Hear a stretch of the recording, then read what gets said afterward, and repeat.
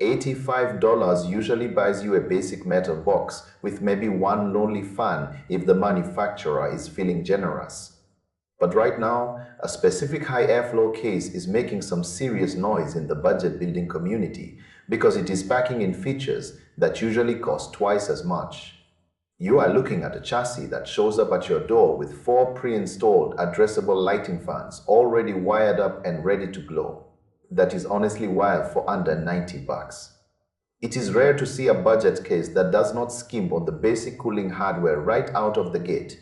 The front is a wide open mesh panel designed to let your components breathe without any plastic obstructions in the way. It even supports massive radiators up top and has enough room for those giant modern graphics cards that look like heavy bricks.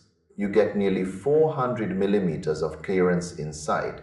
That means almost any card you can find today will fit without hitting the front fans or causing a cramped mess. The most interesting part is the built-in control board for the lights. It has a physical hardware button on the frame with 9 different lighting profiles preloaded. You do not have to install a single piece of bloated software to make your setup look decent. That is a huge win for anyone who hates having 10 different background apps slowing down their operating system. However, there are some trade-offs you need to know about before you commit. For starters, that open mesh front does not have a dedicated dust filter. It is great for pulling in fresh air, but it also pulls in every bit of cat hair and debris floating in your room. You would probably want to spend a few extra dollars on a magnetic filter later, or just get used to cleaning your system more often than usual. There have also been some whispers about the screw quality being a bit hit or miss. A few builders have reported stripping the heads during the assembly process, so you should definitely keep a spare set of hardware nearby just in case you run into a stubborn thread. The real kicker is how this case plays with other parts in the same brand family.